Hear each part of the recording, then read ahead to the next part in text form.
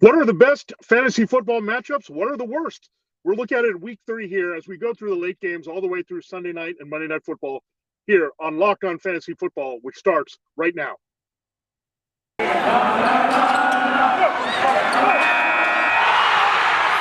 You are Locked On Fantasy, your daily NFL fantasy podcast. Part of the Locked On Podcast Network, your team every day.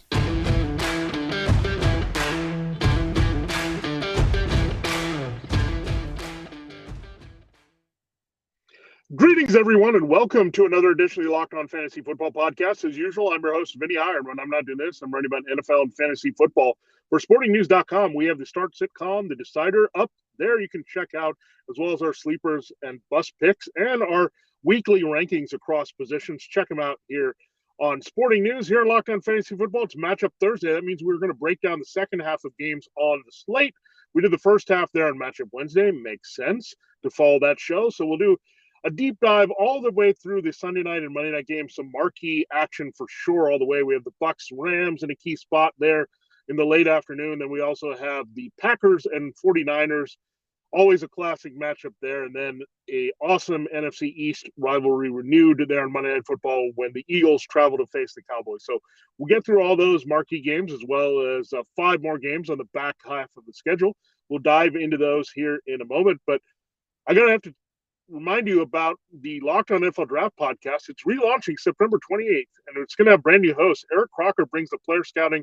Ryan Tracy brings the analytics. Follow the Locked On NFL Draft podcast on YouTube, Odyssey app, or wherever you get your podcasts.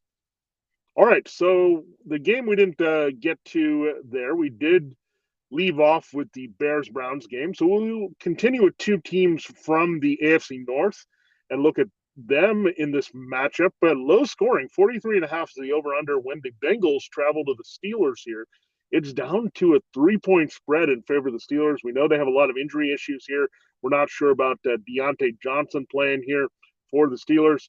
We have Ben Roethlisberger playing through a pectoral injury. He's not really played well when healthy this season. So a lot of concerns with the Steelers offense. So if Deontay Johnson's out, that's really going to help Chase Claypool here. And looking at Juju Smith-Schuster, his role is kind of expanded as well, and we're seeing a lot of those short passes. They're using some jet sweeps. Smith-Schuster scored on that type of play last week, so a lot of availability there, and they're going to obviously see a bump in targets. We'll see about Trey Waynes. He's the best Bengals corner. This Bengals pass defense is actually pretty good. They've recorded 3 sacks in each of their first 2 games here, so that's not good for the Steelers' struggling offensive line here. Remixed, starting basically 80% new here. It hasn't looked very good either in pass protecting Roethlisberger, so he can stretch the field here, and he's already had trouble with his arm strength and do that. We know there are some limitations there. So a lot of the Steelers offense we saw last year, even with Najee Harris, and that Harris did salvage his day there against the Raiders with a receiving score. I think that's how they're going to have to do it here. Short passes, so Juju, a lot of him underneath those 5 to 7 yard passes. A lot of dump-offs here to Harris. That's how you're going to have to circumvent this problem here for the Steelers. So, and do I like their rushing chains? A little bit better. The Bengals have been a little bit vulnerable, but you can run on them if you stick with it a little bit. So maybe they'll change their personnel a little bit, use the 2 tight ends there with Eric Ebron, Pratt Freiermuth, the rookie, maybe a little bit of Derek Watt there as well. So we'll see what they do here to mix it up. But they need to run the ball, take pressure up on Roethlisberger, especially if you don't have Deontay Johnson, the most reliable route runner. So we'll look at Johnson's status. If he's in there, he's always a wide receiver 2 to me. Juju is a wide receiver 3 always because of his low upside. And then Chase Claypool, more of a boomer bust. He can always go off in a week where he has those multiple touchdowns and make big plays and all that. But you're not really benching those guys here in the spot, especially if Waynes is out again for the Bengals here in their secondary. Not much else to see there. They can get really burned. So whoever's out there, Steelers receivers, you go in that order. A wide receiver 2 for Johnson. Maybe you get a slight bump up for Claypool and Smith-Schuster should Johnson miss the game. Najee Harris, just because of his offensive line issues, you got to keep him more that RB2 flex borderline. He's still very playable because of the volume he's going to get from Pittsburgh there. Now, the defense, I think they'll have TJ Watt back. We'll see about Alex Highsmith to help them at the other edge rushing spot. They did have a lot of injuries last week that affected them against the Raiders. Devin Bush didn't play. Joe Hayden was banged up.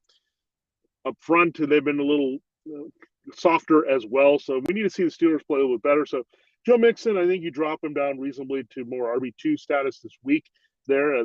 The Bengals are still going to be about the passing game. The Steelers have given up big plays. We know that it's good for Jamar Chase. We saw the home run ball that Henry Ruggs caught against the Steelers last week. Chase has been excellent at doing that in the games against the Vikings and Bears. So he's definitely in there every week for you. Another good value in DFS for you.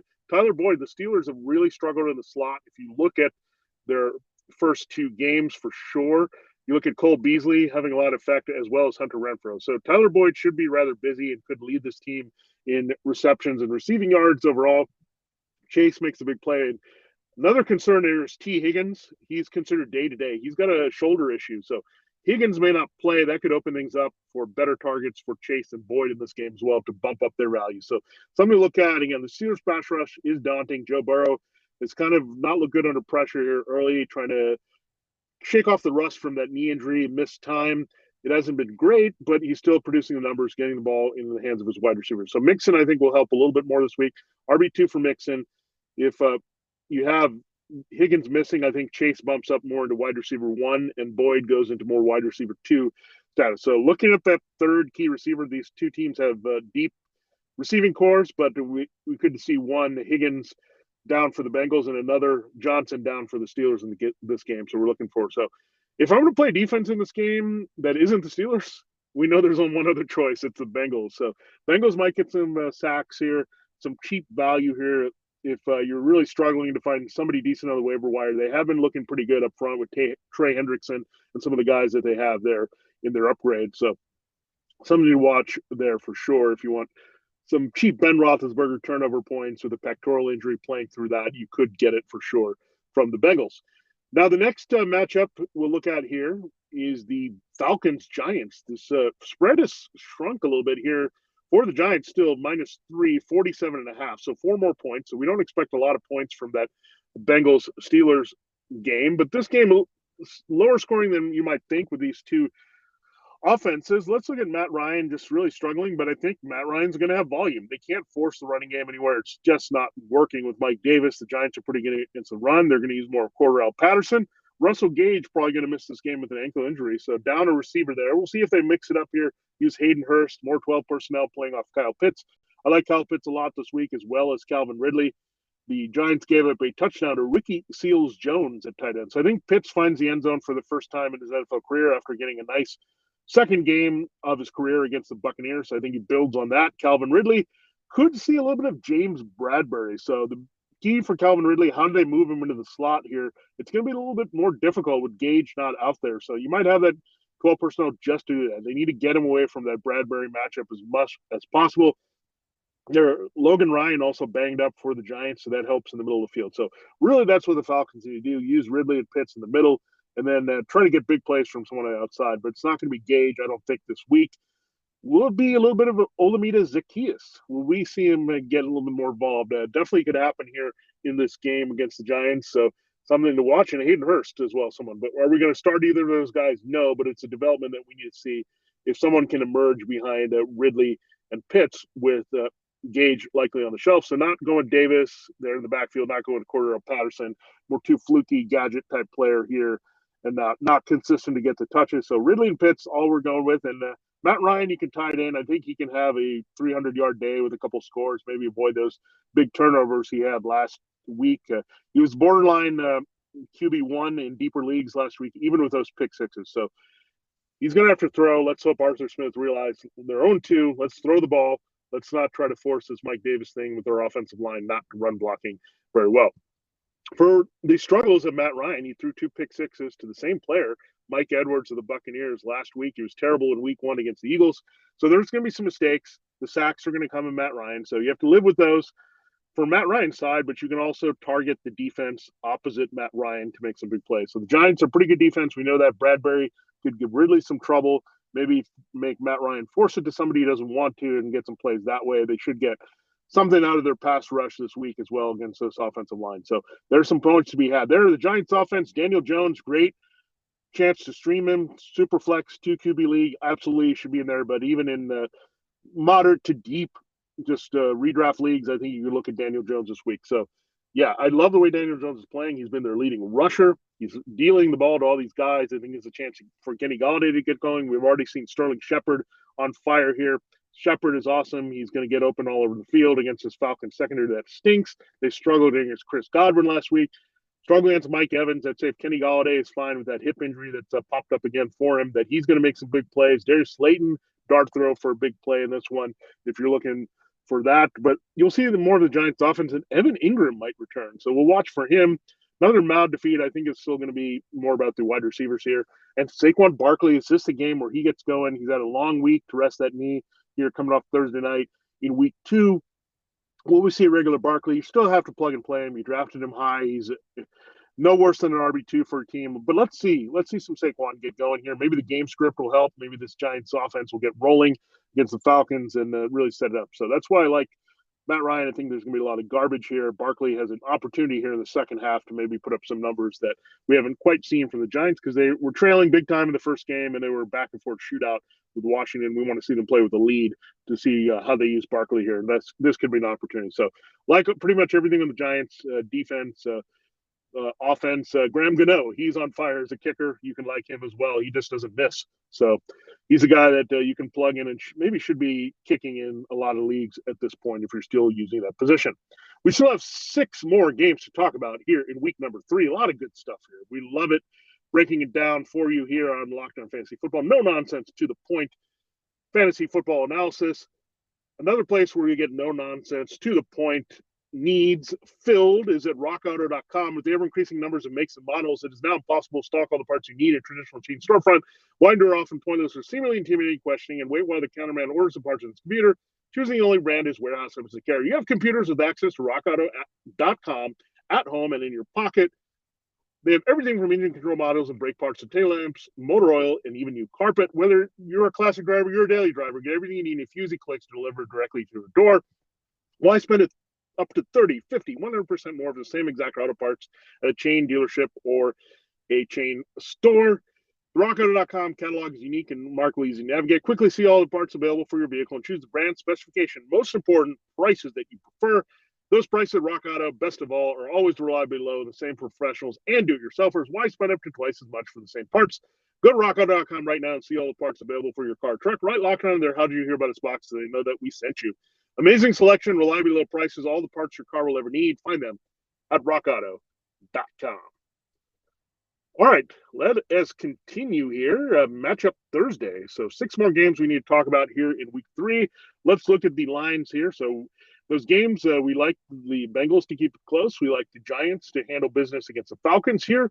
The Raiders, the 2-0 Raiders, 4.5-point favorites at home, 44.5 the over-under, so not a lot of points. So we want to see some games in the 50s. Don't worry, they're coming. They're coming here. It's all the back half of this week, folks. So that's where the scoring is going to be most done.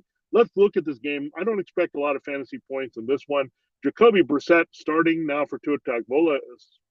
Officially here, Tagovailoa out with the ribs injury that had to have him carted off the field there against the Bills. So he's out. Jacoby Brissette, this team didn't score a point last week. But I do like Myles Gaskin this week. I think this Raiders run defense, not all bad. Gaskin can also get it done, catching some passes here from Brissette and checkdowns here. Do I like anything else? No. Mike Gesicki is just nothing there on the radar at this point in this offense. He scored 0 points. Keep that in mind. Jalen Waddle, this Raiders secondary has played a little bit better than we've expected here, but you can't trust Waddle with Brissette in there. So really, Myles Gaskin is the only play here. You could think about the Dolphins D, but they've kind of underwhelmed here. They're pretty good in the passing game with their corners, Xavier Howard and Byron Jones, and they got some pass rushers, but pretty soft in the running game, so that's really going to hurt their chances here and maybe a negative game script. So not playing the Dolphins D. Gaskin, if you need him as an RB2 or flex, going to bounce back from that really tough Bills matchup from last week. So that was easy on the Dolphins side. If you want to play the Raiders defense, you certainly can. Brissette didn't produce a point, so could make some mistakes here, and the Raiders should have some control given the spread, 4.5. So I think they'll take care of business at home. They played really well at home in week 1 against the Ravens coming back. This time they won't need a comeback. So that said, I do not like Derek Carr. I do not like Henry Ruggs. I do not like Hunter Renfrow. I do not like Brian Edwards. So it's really Darren Waller. Bring out the baller. He's going to be fine against this Dolphins team. They're hurting at tight Tight end coverage with linebacker and safety, that's where they're going to attack. So keep it simple. Give it to Darren Waller. I also like a big revenge game potentially for Kenyon Drake. Yep. Playing his former team, the Dolphins. Doesn't look good for Josh Jacobs. Already hurt. The toe is gone, but the ankle is still hurting here and hasn't practiced over the week. So not looking good for him. Drake is getting involved in the passing game. You're not really seeing a lot from Peyton Barber. He just doesn't look all that good. He's just a guy to me that's a power back in the early downs. Well, Kenyon Drake, we know, can be pretty special. We saw it with the Cardinals after the Dolphins moved on from him. So the Cardinals move on. The Raiders get him. This is why they got him, because of the hybrid abilities to catch passes, but also if they needed him in the running game and Jacobs having some issues, they could use him. So like Drake a lot, like Waller a lot. Going to avoid everything else except the Raiders defense in this one at home. I like him to cover that 4.5 and really take care of business and move to 3-0, one of the early surprises in the season. Speaking of 3-0, I'll be shocked if this other AFC West team doesn't also keep pace and get to 3-0. Yeah, they're in first place. The Raiders and the Broncos tied at 2-0 as the Chiefs are 1-1. The Broncos are 10.5-point favorites, the biggest number by far this week. 41.5, however, is the over-under. So not expecting a lot of points in this one. We know what the Broncos' MO is going to be here. If they're playing with the lead, it's going to run the ball. So I like Javonte Williams and Melvin Gordon to get going and maybe produce at the same time this week. Finally, this is their opportunity for Vic Fangio's team. This is the first time where they're very heavily favored. So look for them to get going, and I think they'll wear down this Jets defense over time. That's going to help maybe Gordon or Williams reel off long run. Let's see Williams get in the end zone. Let's see him make it, his touches count here, and Gordon, both of them produce here. They were kind of disappointing last week. We don't like to split, but let's try to make the most of it. But because of that, you have to drop them more into borderline flex categories. But I think you can certainly get that with the game script here. Teddy Bridgewater is playing really well. And remember, it's a revenge game for Teddy Bridgewater. He had a cup of coffee with the Jets there before the transition to the Saints. So keep that in mind here, that Bridgewater's motivated. He's had 2 very nice games to start the season. He's playing really well, getting the ball downfield. They won't have to do a lot in this game, but they're going to get numbers for Cortland Sutton and Noah Fant and Tim Patrick in this one. The numbers will be there. They'll use the play action, throw downfield. The Jets' pass defense has been pretty good, but part of it is that they've been just demolished there by Christian McCaffrey on the ground, and the Patriots were all over them with Damon Harris and James White, where I think the Broncos will be a little bit more confident, use the play action, get Bridgewater downfield, knowing the Jets are going to bite heavily on the run here. So they'll get the points early. I think you're still looking at like a 250, 2.5 over-under on the touchdown passes for Teddy Bridgewater. I expect quite a bit of running as the Broncos' defense is going to shut things down. So not a lot of resistance from Zach Wilson, where Bridgewater is going to have to put the ball up quite a bit in the second half. So keep that in mind if you're trying to stream Bridgewater this week. You're just looking for solid production. You could get those 20 points easily in this one, but if you're looking for 35, 40 points from your quarterback, you're probably not going to get it from Bridgewater this week. And the defense, the Broncos defense, best play on the board. Zach Wilson was really struggling against the Patriots with those turnovers last week. Von Miller and company, even without Bradley Chubb, are going to make life difficult on the rookie. So just really tough spots for the rookie. You go from Bill Belichick to Vic Fangio and 2 very tough pass rushing teams. So Corey Davis, start him at your own risk. He needs enough volume here. It's not like the Broncos secondary shutdown. Maybe you'll get the rookie Patrick Surtain. So we'll see how it plays out for the garbage time production of the Jets here versus what they did last week and versus what they did in week 1, where Davis was able to get that. So start him at your own risk. I think he's a wide receiver 3 with a low ceiling this week in this game, given how well the Broncos defense has played. Again, the Jets, do you look at anything there? Not really. I don't look at anything else besides Davis if you need him. The backfield is still a mess. Let's get Michael Carter the ball, folks. And it's the Michael Carter Javonte Williams game. Let's get them together. They're the North Carolina dynamic guys. Come on, coaches, get together. Mr. Mike LaFleur and Fangio, let's get these North Carolina guys going. And that's a public service announcement here to do that. They are the best backs on these teams, and we'll see that emerge at some point. So just be patient. We were that way with Jonathan Taylor and Cam Akers last year, and it eventually came, and I think it's going to come for Carter and Williams at some point. All right, now let's get to some big games, shall we? Some big games where we can't call really how they're going to go, but this one flipped from the Rams being 1.5-point favorites to the Buccaneers being 1.5-point road favorites. 55, that's the number. The Sammy Hagar total we're looking for points here in the game. That means we're going to get some fantasy production from both sides. That's what we want. We want some high scoring between Tom Brady and Matthew Stafford. So roll out Brady and Stafford. The Rams defense, yeah, it's tough, but Brady can still light them up. There's too many good matchups for him across the board. Even if Antonio Brown, this is the game with COVID-19 issues, it's Mike Evans, Chris Godwin. I don't think Rams can slow down Rob Gronkowski. They might use O.J. Howard a little bit more in the 12 personnel should Brown not be available. We know they also have Scotty Miller if they want to use him, and Tyler Johnson. So they'll just find other matchups here to exploit should Brown sit. So one of these guys, Mike Evans and Chris Goddard, maybe interchangeably will get Jalen Ramsey. So that will contain maybe from either of them having a big game because Tom Brady's just going to pivot and throw to whoever isn't on Ramsey and facing that matchup. So interesting. Ramsey can go in the slot and cover. So we'll see if they decide to take away Godwin versus Evans.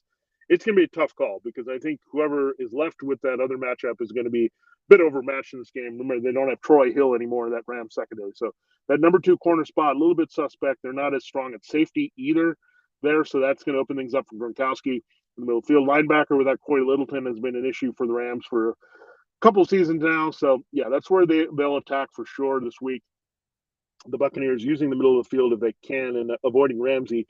So, again, Mike Evans, Godwin, more in the wide receiver 2-3 borderline this week. Gronkowski stays in as a high-end tight end 1 because he's always a threat to score at this point.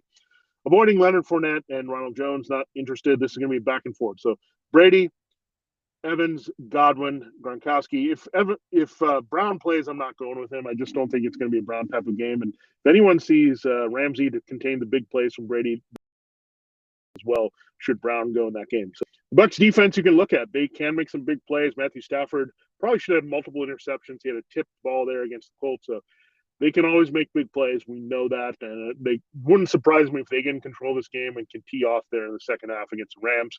Rams, we know Cooper Kupp has a great matchup here. The Bucs are terrible in the slot. Sean Murphy-Bunting went on IR, which kind of changed the whole structure of their defense with Ross Cockrell having to play in the slot. So Cooper Kupp, he's on fire. There's no reason to think he's going to cool down this game. Let's see a little bit of Robert Woods, shall we? He needs to get going. But you also have Carlton Davis on the other side, up and down, but he can be a tough cornerback matchup with his size on the outside. But Kupp will avoid that. He always gets the juicy matchups over Robert Woods.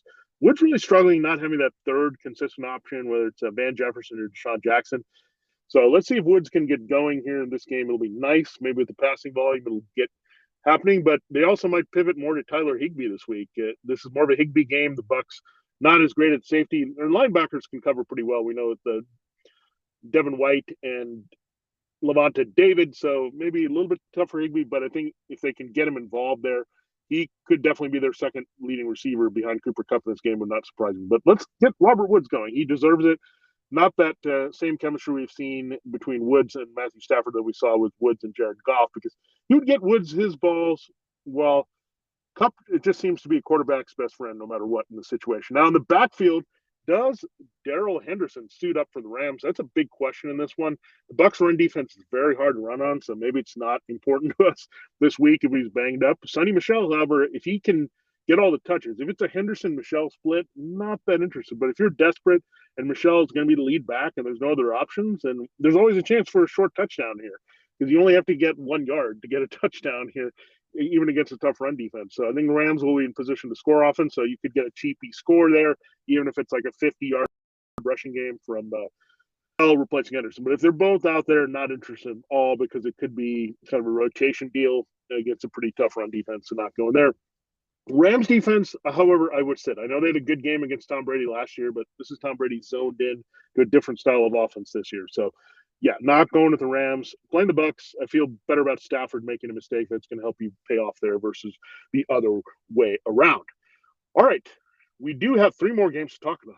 Yeah, a lot of good stuff. These are all higher scoring games, including one that has a higher total than the one we just talked about. So, teaser there, then we'll get through Sunday night and Monday Night Football as well on the show. We're back and better than ever, and all eyes are on the Gridironers. Teams are back to start another football season. As always, BetOnline is your number one spot for all the pro and college football action of the season. With new updated site and interface, even more odds and props and contests. BetOnline.ag continues to be the number one source for everything football. Head to the website or use a mobile device to sign up today to receive your 100% welcome bonus. That's double your initial deposit just for signing up. Don't forget to use the promo code NFL100. From football, basketball, boxing, right down to your favorite Vegas casino games, Don't wait to take advantage of all the amazing offers available for the 2021 season.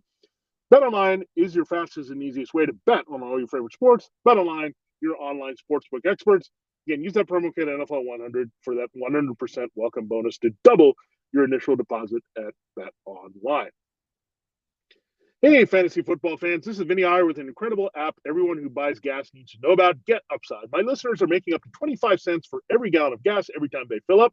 Just download the free Get Upside app in the App Store or Google Play right now. Use the promo code TOUCHDOWN and get a bonus 25 cents per gallon in your first fill up. That's up to 50 cents cash back. Don't pay full price at the pump anymore. Get cash back using Get Upside. Just download the app for free and use the promo code TOUCHDOWN to get up to 50 cents per gallon cash back on your first tank. Some people who drive a lot are making as much as $200 to $300 a month in cash back, and there's no catch. The cash back gets added right to your account. You can cash out anytime to your bank account, PayPal, or an e-gift card for Amazon and other brands. Just download the free Get Upside app and use the promo code TOUCHDOWN to get up to 50% per gallon cash back on your first tank. That's the code TOUCHDOWN there at Get Upside. All right, time to close the show. 3 more games. We promised the highest scoring game, according to Vegas this week, will be the Seahawks at the Vikings. 2.5 is the spread in favor of the visitors. The visitors are 1-1, blew that game the Seahawks did against the Titans in fourth quarter and overtime.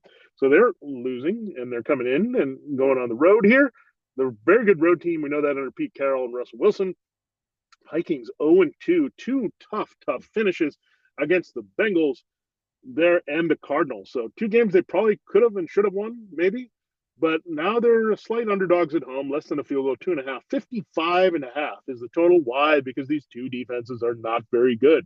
Let's start with Russell Wilson. He's locked and loaded as a high-end QB1 every week, feeling it in Shane Waldron's offense. Tyler Lockett, lock him in there. He's going to go off again in this one. This could be a DK Metcalf game as well. He's got a bit of a knee issue, but he's good to go here. Vikings have Patrick Peterson, but he's slowing down. If they put him one-on-one with DK Metcalf, Metcalf is going to blow right by him. He's an older corner. I know Patrick Peterson came in with a lot of speed, but hasn't looked that good. Vikings are not deep here in the slot as well. So, lock in Metcalf and Lockett. You also have Freddie Swain maybe out here. So a third receiver out, and D. Eskridge, their rookie, could also be out. So it could be all about the 2 wide receivers in this game for the Seahawks there. And Chris Carson, he's always in your lineup as a strong RB2 with some RB1 upside. Usage is always there. No Rashad Penny again. So the principles here, Wilson and Carson and Metcalf and Lockett are good to go for the Seahawks. Not playing their defense, not at all in this game. Going to avoid their tight ends. Kind of inconsistent here or miss between Gerald Everett and Will Dissly, not going there in this game. For the Vikings, guess what? It's also about the quarterbacks and the 2 wide receivers and the primary back. The question is, who's the primary back this week? Dalvin Cook has an ankle injury. He came in and out of that game against the Cardinals last week. Is it Alexander Madison time here to play against the Seahawks? And funny enough, Cook was hurt against the Seahawks last time. So now we'll see if Madison fills in a rather large role for him. See if he can be rather productive. The Seahawks were just completely gashed by Derrick Henry in the second half and overtime mainly. So let's hope Dalvin suits up. If not, Alexander Madison could be an excellent plug and play for you this week. Adam Thielen, I don't think there's anyone in the Seahawks who can cover him in the slot anywhere he lines up. KJ Osborne has helped expand the 3 receiver sets, but I don't see Osborne as being as a good individual play. Again, I think with the Vikings and Seahawks, it's going to be more about their 2 receivers here. So great duel ahead. So if you got Thielen versus Lockett doing their damage with their slot work and the red zone and all that kind of stuff, you're going to be happy. You're also going to be happy about Metcalf and Justin Jefferson. It's time. It's about time we get a big game from Justin Jefferson with yardage and scoring. I think it comes in this one against the Seahawks secondary. So great duel, wide receiver duel, good quarterback duel. If you need Kirk Cousins, play him for sure. This one, he's come out on fire. The Vikings defense stinks. They were having to throw a lot more than they would like, and with Cook possibly missing in the game, that could also force them to do that, as the Seahawks are going to try to build a big lead and open all of that up. So all the principles of this game we like. Avoid the defenses in this one for sure this week. Sunday Night Football brings us the Packers and 49ers. The 49ers are 3-point favorites still. It's 50.5 is the over-under in this one. So we're expecting quite a few points here. Aaron Rodgers, good rebound game, mainly with the Aaron Jones ticket, opening him up there against the Lions. So Aaron Jones should have a lot of success. The 49ers should play a little bit of zone, open things up here again. Trust in Aaron Jones to get the ball quite a bit here for the Packers. So I think you play Aaron Rodgers in this game. The 49ers secondary is banged up. Emmanuel Mosley could return, but Jason Verrett's down. Their pass rush has got Nick Bosa, but very little. We will watch an injury potentially there for the Packers. Elgton Jenkins, their fine young left tackle, could be missing this game. So we'll watch that, monitor that. But I think Aaron Rodgers got going last year against an injury-riddled 49ers team. I know they've been a bugaboo for him defensively, but he's already had that clunker in week one. I think he's refocused here. Do I expect a monster game from Aaron Rodgers? No, because I think Jones is going to be rather involved here in this game plan, and I think it's going to be more of the balance. We saw Rodgers had the big year last year. Jones had the 19 touchdowns the year before. It's going to be kind of meeting in the middle where you probably get the 12 to 13 scores there from Aaron Jones, and you probably get more in that 35 to 30 touchdown range here from Aaron Rodgers this year. So that's how it's going to balance out quite a bit. So I think you'll see a balanced attack. So start the usual suspects. Devontae Adams is a great matchup in this game. It may be the best matchup on the board with this 49ers secondary really ailing. So this feels like a Devontae breakout game with Aaron Rodgers to put up those numbers. So good stack there in this game. If you're looking to play a single game slate or playing a bigger slate, you can look there. So Jones, Adams, Rodgers, all good to go. Robert Tonyan is going to be inspired by his buddy George Kittle on the other side. So Tonyan really looked good last week. Even the limited targets, he's a guy that Aaron Rodgers looks to in key situations all the way through the red zone. So those are the main guys for the Packers. I wouldn't extend anyone else like Marquez Valdes-Scantling. We're not seeing any usage there. And A.J. Dillon, you can't go there with the limited work behind Jones at this point. So get those principles in for the Packers, the big four, Rodgers, Jones, Adams, and Tonyan. On the 49ers side of things, Deebo Samuel, we're still going to play him, but I think the numbers are going to go down with Jerry Alexander. It really depends on if they use Brandon Ayuk more and they trust him, because they need a second target there. With Deebo, you can focus in, and Jair Alexander is going to do that. It's the teams with multiple weapons and spreading the field. George Kittle, however, can smash the Packers here. He's used to doing that in his career. The Packers cannot cover the tight end. We saw that with the Saints, Juwan Johnson scoring twice, and then you had T.J. Hawkinson score and have a big game for the Lions. So Kittle is probably going to be the primary target here. We'll see if they work in Ayuk. And Deebo there, I think I'm going to bench the 49ers defense. As far as running backs, this is what we're going to watch for. Jermichael Hasty's not going to play with a high ankle sprain, so he's already ruled out. We already know Raheem Mostert's down for the count. Jeff Wilson is not available. So we're looking at Eli Mitchell.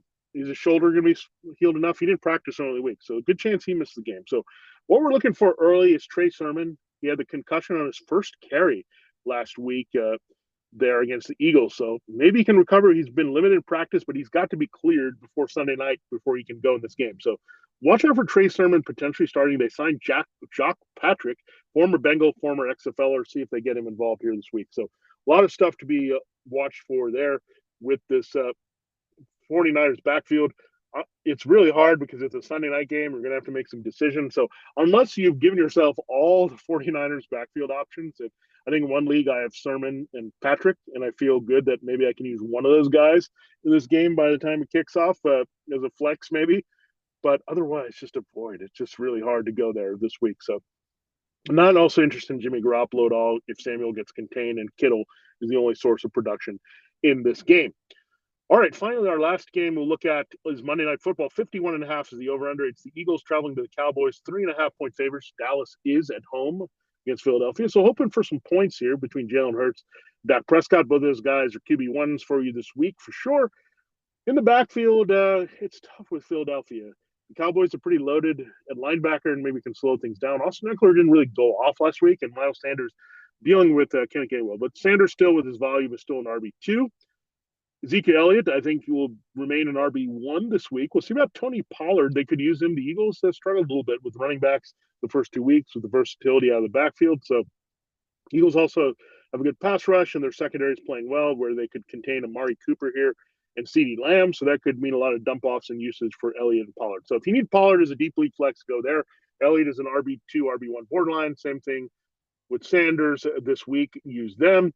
Not interested in the Eagles wide receivers, by the way. Devonta Smith, tough matchup against former Alabama teammate Trayvon Diggs. They can move around. Jalen Reagor just not connecting all the way. Dallas Goddard, however, I like the Cowboys safeties are banged up. Dallas Goddard, we know, named after the Dallas Cowboys. Some envy there that the Cowboys didn't get him. He's going to do some damage here in this game. So Goddard, I think, is going to be busy. Zach Ertz is on the COVID list, so he could miss this game. So that also opens things up for Goddard. So Devonta Smith, I drop more to wide receiver 3 flex if you need him this week in deeper leagues. Goddard is definitely a back-end tight end 1. Not interested in Rieger. Hurts is the middle of the road. QB1, not playing the Eagles defense on the road. And let's look at the Cowboys side of things again. Amari Cooper could see Darius Slay, and that could slow things down. This Eagles pass defense has been pretty good. They did allow a nice game to Deebo Samuel, but I think CeeDee Lamb, more profiles like Deebo in this offense. So Amari Cooper could see it a little bit difficult with their coverage here in this game. And you look at CeeDee Lamb, I think he'll be just fine. He could have a very big game in this one, I think, just work in the middle of the field and all that. And Cedric Wilson helping them at 11 personnel to spread it so Lamb could be in the middle of the field or working on the Eagles, a weakness there in the middle. So, again, I like him a lot. Cooper more falls into wide receiver 2-3 borderline. I think Lamb bumps up to wide receiver 1 for me this week. Elliott will be fine in this one. I think he'll score another touchdown here. And Dak Prescott and Jalen Hurts about the same level of QB1. So even game, some pretty good production all around, but some specifics there that we got into on who you should be playing. And I'm going to avoid the Cowboys defense, even though it's Monday night home, emotional bump in this one. All right, that wraps up our look at the 8 games here on the schedule for the back half of week 3. Thanks so much for listening to Locked On Fantasy Football. Betting on the NFL doesn't have to be a guessing game if you listen to the new Locked On Bets podcast hosted by your boy Kenyon, handicapping expert Lee Sterling. Get daily picks, blowout specials, wrong team favorite picks, and Lee Sterling's Lock of the Day. Follow Locked On Bets podcast, brought to you by BetOnline.ag, wherever you get your podcasts. All right, so we wrapped up a matchup Wednesday, matchup Thursday. If you missed any of the breakdowns of the games on a previous show, do that so you get a complete look at week number 3. Well, it's not totally complete because we'll have tomorrow a look at Thursday Night Football, breaking it down, what we saw between the Panthers and Texans, injury updates you need to know going into the weekend's games, as well as putting all that we've learned with the matchups into a DFS blender, spitting out guys you should target there on DraftKings and FanDuel for week number 3. For this episode of Locked On Fantasy Football, this has been Vinnie Iyer for LOFF. Have a great day. See you tomorrow. Good luck if you have anyone going in the game tonight.